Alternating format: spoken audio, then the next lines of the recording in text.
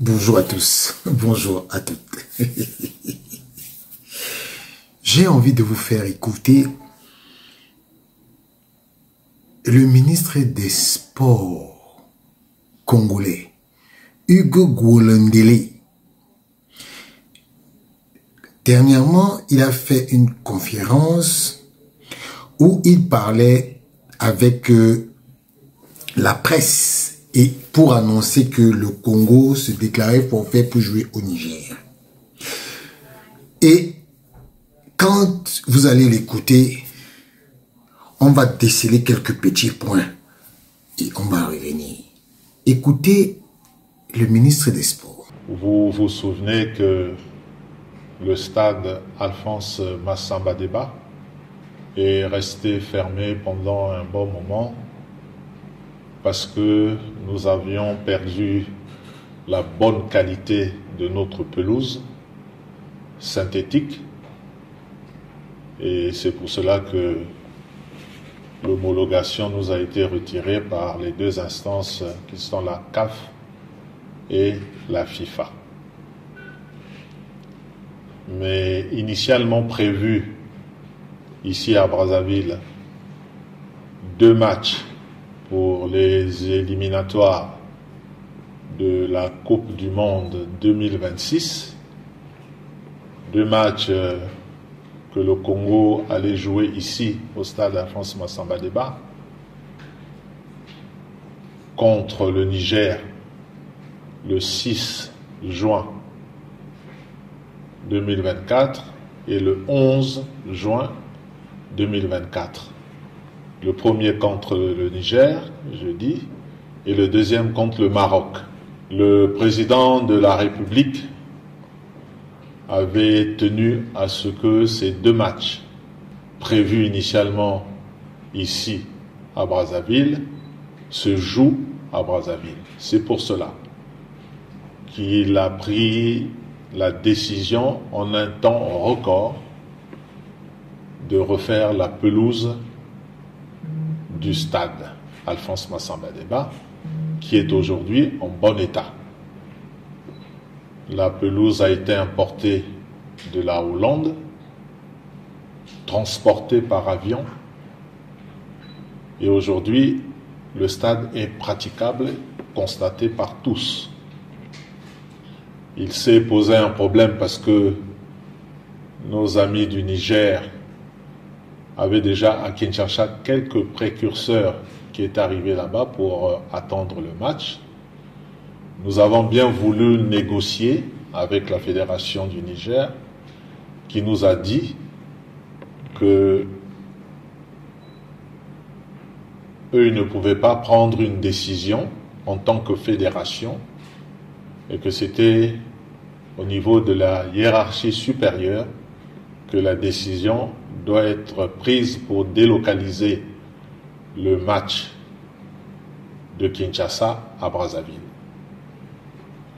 Le président de la République a mis en mission le ministre des Sports que je suis, porteur d'un message au président du Niger, le dimanche à 10h, nous avons pris l'avion de Brazzaville à Niamey, et hier à 11h, nous avons été reçus d'abord par le Premier ministre du Niger et ensuite par le président de la République à 11h. Audience conviviale, tout s'est passé dans de très bonnes conditions. Le président de la République a donné son accord, me demandant à moi, porteur du message, d'aller dire au président Sassou qu'il était d'accord et que les instructions seront données dans ce sens pour que le match se joue à Brazzaville comme prévu initialement. Au sortir de cette audience, j'ai fait une interview à la presse présidentielle de ce pays en annonçant les résultats obtenus de l'audience, c'est-à-dire l'accord du chef de l'État à ce que son équipe du Niger vienne jouer à Brazzaville. Mais malheureusement, ce matin, par voie de WhatsApp, j'ai reçu un message du ministre des Affaires étrangères du Niger qui me dit, contrairement à ce que le chef de l'État a dit hier, l'équipe du Niger ne viendra pas jouer à Brazzaville. Donc, il maintenait l'équipe à Kinshasa. C'était pour moi une très grande surprise. J'ai donc appelé une personnalité de la FIFA, pensant que c'est la FIFA qui était derrière. La FIFA nous a simplement répondu que ce n'était pas une décision de la FIFA, parce que la FIFA avait donné son accord pour que ce match se joue à Brazzaville. Déjà prévu initialement à Brazzaville, et maintenant que la pelouse est installée, on ne voit pas pourquoi l'équipe qui est à 10 minutes de traversée ne viendrait pas à Brazzaville. J'en ai donc rendu compte au président de la République, et la décision qui s'ensuit, c'est que l'équipe nationale du Congo n'ira pas non plus jouer à Kinshasa. Et que nous acceptons le forfait. Parce que le Congo est un pays de parole. Et quand nous avons donné notre parole, nous la respectons. Et quand nous sommes face à une situation qui ne rencontre pas nos valeurs, et nous ne marchons pas avec ça. C'est pour cela que la décision a été prise de prendre le forfait. Voilà, vous avez écouté le ministre. Il dit que il est parti au Niger rencontrer le président de la République pour un match du Niger qui devait se jouer à Kinshasa. Et il dit qu'il a rencontré le président de la République nigérienne et que le président lui avait dit que il ne peut pas, qu'ils vont venir jouer à Brazzaville. Pourtant, le Niger avait déjà pris toutes les mesures pour jouer à Kinshasa. Pourquoi? Parce que le Niger n'avait pas de stade homologué. Ils ont trouvé que c'était mieux qu'ils aillent jouer au Congo démocratique. Mais lui, le ministre des Sports, lui dit que non, on va, vous allez venir jouer au Congo, à Brazzaville. Et les autorités nigériennes leur ont dit que non, nous on va finalement jouer. Et il décide lui-même. Il dit que le président de la République a décidé. Ok, ils ont tous décidé. Mais sauf que M. Hugo Gwelendile, ce n'est pas vous. Ce n'est pas vous qui décidez d'où se joue le match. Le match doit se jouer où la Fédération congolaise de football et ses homologues auront décidé.